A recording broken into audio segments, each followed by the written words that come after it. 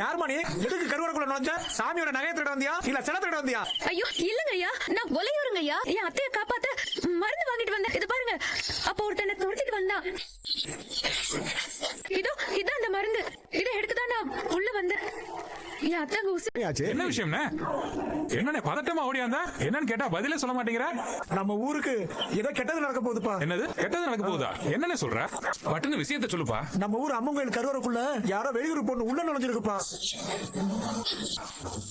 என்னன்னு சொல்ற? ஆமாப்பா, கோயிலுக்குள்ள ஏதோ சத்தம் கேட்கிறேன்னு போனேன். அந்த பொண்ணு பூட்டை உடைச்சு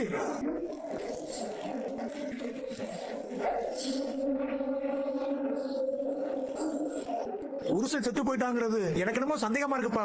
அதான் உள்ள வச்சு கதை வடைச்சிட்டு ஓடியாரேன்.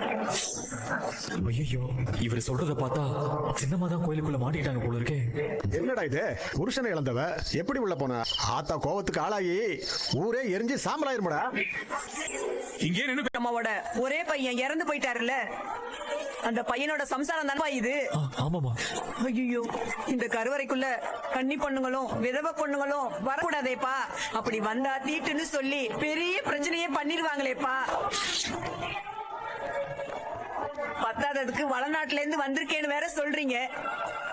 எல்லா பக்கமும் உங்களுக்கு சிக்கலாவே இருக்கேப்பா.